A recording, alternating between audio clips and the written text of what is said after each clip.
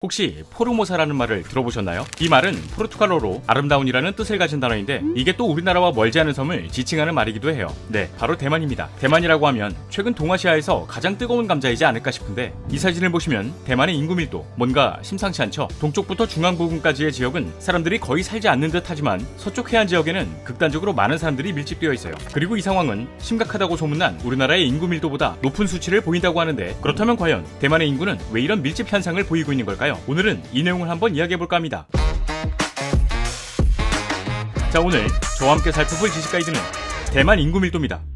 1970, 80년대 등장한 아시아의 4마리용, 서양에서는 이를 두고 4마리의 호랑이라고 부르기도 하는데 여기에는 우리나라, 싱가포르, 홍콩, 그리고 대만이 있습니다. 이들의 공통점은 아시아권 특유의 근면 성실을 바탕으로 높은 교육열과 국가주도적 고급 인재 양성, 높은 수준의 저축률 등을 갖추고 제2차 세계대전 이후 냉전 시대를 거치는 과정에서 고도의 경제 성장을 이룬 아시아의 신흥공업국이었다는 거죠. 그리고 현재 신흥공업국으로 분류되었던 4마리용은 아시아의 선진경제로 분류되고 있거든요. 또 경제가 성장함과 동시에 인구도 함께 증가했고요. 우리나라의 경우만 살펴보더라도 1980년 기준 인구는 약 3,743만 명에 불과했지만 2023년 기준 5,155만 명으로 증가했죠. 하지만 요즘은 저출산, 인구 절벽, 고령화, 수도권 쏠림 등의 문제들이 거론되면서 상황이 보통 심각한 게 아니죠. 그런데 4마리용 중에서도 특히 우리나라와 비슷한 상황이 나타나고 있는 곳이 있어요. 이곳은 다름 아닌 대만입니다. 대만은 2023년 기준 약 2,392만 명으로 세계 57위에 해당하는 인구를 보유하고 있는데요. 영토는 총 면적 약 36,000제곱킬로미터로 우리나라의 경상도보다도 살짝 큰 수준이죠. 또 대만의 전국 평균 인구 밀도가 2023년 기준 제곱킬로미터당 672명으로 제곱킬로미터당 514명인 우리나라보다 높은 인구 밀도를 보이고 있거든요. 이 말은 즉 좁은 지역에 많은 사람들이 밀집되어 살고 있다는 건데 우리나라의 경우에는 전체 면적 약 11% 정도밖에 되지 않는 수도권에만 전체 인구의 절반이 넘는 사람들이 살고 있습니다. 이건 우리나라에서 심각한 수도권 쏠림 현상이 나타나고 있다는 거죠. 여기서 문제는 대만 또한 도시를 중심으로 한 쏠림 현상이 만만치 않게 나타나고 있다는 거예요. 먼저 이 사진에 나타난 대만의 인구 분포를 살펴보게 되면 동쪽엔 사람이 거의 없다시피 하죠. 이에 반면 서쪽의 경우 위에서 아래로 펼쳐진 해안지대를 따라 인구가 집중되어 있어요. 이 중에서도 6개의 직할시, 즉 타이베이, 신베이, 타오위안, 타이중, 타이난, 가오슝 이렇게 6개의 지역에서 살고 있는 인구만 해도 약 1,500만 명으로 대만 전체 인구의 약 60%가 거주하고 있다고 하죠. 그러다 보니 서쪽 평지의 인구가 동쪽 인구의 10배 이상에 달한다는 분석이 나오기도 하는데 대만에서 이런 상황이 나타나고 있는 가장 큰 이유는 바로 지형 때문입니다. 우리나라의 경우에는 산지가 전 국토의 약 70%를 차지하고 있습니다. 차를 타고 수도권에서 강원도로 넘어가다 보면 귀가 막 먹먹해질 때가 있죠. 이건 우리나라 지형의 특징인 동고서적, 그러니까 동쪽의 고도가 높고 서쪽의 고도가 낮은 형태이기 때문에 나타나는 현상이에요. 그리고 이 대만 또한 우리나라와 마찬가지로 동고서저의 특징을 가지고 있습니다. 그런데 이게 좀 극단적이에요. 물론 동쪽에도 화롄, 타이동과 같은 도시가 있긴 하지만 대만의 전체 면적 중 64%는 산지이고 고도 3,000m가 넘는 봉우리가 200개가 넘어요. 이 말은 즉 대만 어디를 가나 산을 발견할 수 있다는 거고 이 중에서도 특히 대만에서 가장 높은 위산은 해발고도 3,952m로 한라산, 백두산, 후지산보다도 높다고 하죠. 결국 사람들은 동쪽 산지에서 살게 된다면 고산병약을 달고 살아야 할 것 같기 때문에 고도가 낮은 서쪽 저지대에 집중될 수밖에 없던 거예요. 이건 어딜 가나 마찬가지로 대만 또한 인구가 집중되면서 도시를 중심으로 발전을 이어왔고요. 대만 하면 떠오르는 기업,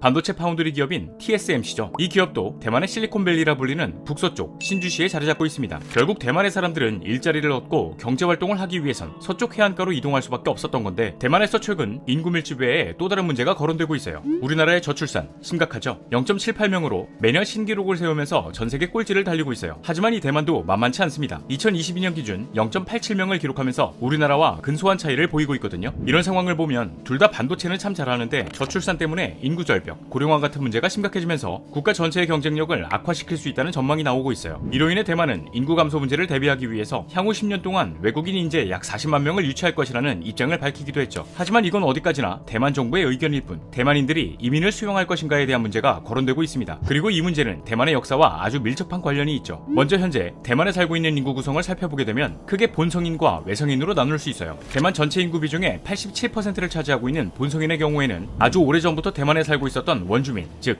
오스트로네시아인이 포함되어 있는데요. 이들은 기원전 5,000년경 대만섬에 정착한 이후 해상을 통한 이주로 태평양과 인도양에 널리 분포하게 되었다고 합니다. 오스트로네시아인과 비슷한 종족이라고 하면 말레이인이라든지 마오리인 등이 있고요. 그런데 이렇게 오랫동안 대만을 지켜온 원주민들이 차지하고 있는 대만 전체 인구의 비중은 불과 2% 남짓이라고 하거든요. 그렇다면 나머지 85%의 비중을 차지하고 있는 본성인이 누구냐?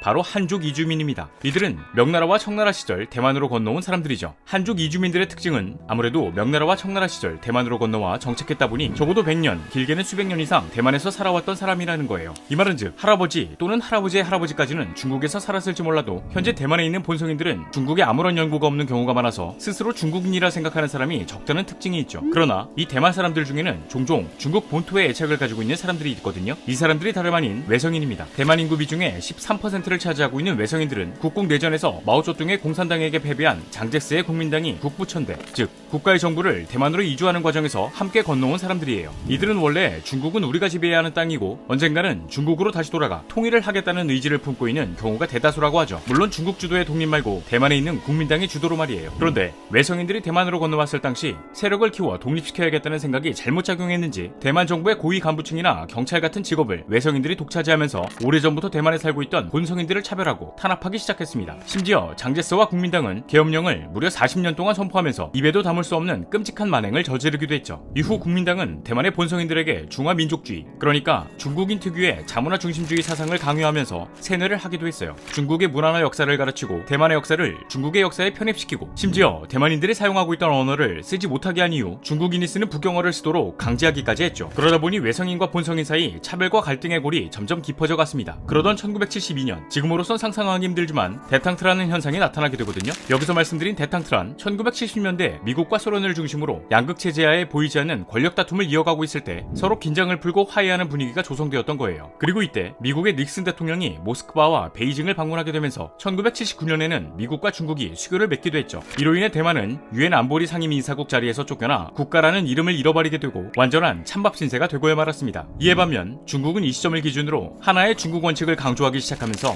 국제사회에서 대만을 고립시켰죠. 중국이 아무것도 없는 대만이랑 거래할래? 아니면 서로 윈윈하면서 중국이랑 거래할래? 뭐 이런 뉘앙스로 대만을 왕따시켰으니까요. 이 상황을 지켜보던 대만에서는 중국이 너무 얄미웠고 이 영향을 인해 반드시 대만을 중심으로 중국을 통일해야겠다는 생각이 자리잡게 되었죠. 실제로 1990년대 이후 대만인들의 정체성에는 큰 변화가 일어나기도 했는데요. 이에 대한 증거로는 대만의 국립정치대학에서 매년 실시되는 여론조사에서 확인할 수 있었어요. 먼저 이 여론조사는 자신을 중국인으로 생각하고 있는지 대만인으로 생각하고 있는지 또는 중국인이자 대만인으로 생각하고 있는지를 묻는 여론조사이죠. 그런데 1990년대 초까지만 해도 가장 높은 응답률을 보였던 대답은 다름 아닌 46.4%를 기록한 나는 중국인이자 대만인이다 라는 응답이었어요. 그 다음으로 높은 응답은 나는 중국인이다 25.5%, 마지막으로 나는 대만인이다가 17.6%였죠. 하지만 지난 2022년 이전과 똑같이 진행된 대만인 정체성 조사에서는 상황이 많이 달라졌거든요. 대만인이자 중국인이다 라는 응답은 32.9%로 10% 이상 줄게 되었고 나는 중국인이다 라는 응답은 3.6%로 급격하게 떨어졌어요. 이에 반면 나는 대만인이다 라는 응답이 무려 60.8%. 이 상황은 즉 대만 현지에서도 대만인으로서의 정체성이 더욱 깊어졌다는 건데 국제사회에서 뜨거운 감자로 자리매김하고 있는 중국과 대만의 양안 관계, 풀리지 않을 것 같은 이 매듭이 어떻게 풀리게 될지 지켜봐야 할 것 같네요. 자, 오늘의 영상은 여기까지입니다. 다음에 또 다른 낫넷으로 찾아뵙도록 하겠습니다. 지금까지 지식가이드였습니다.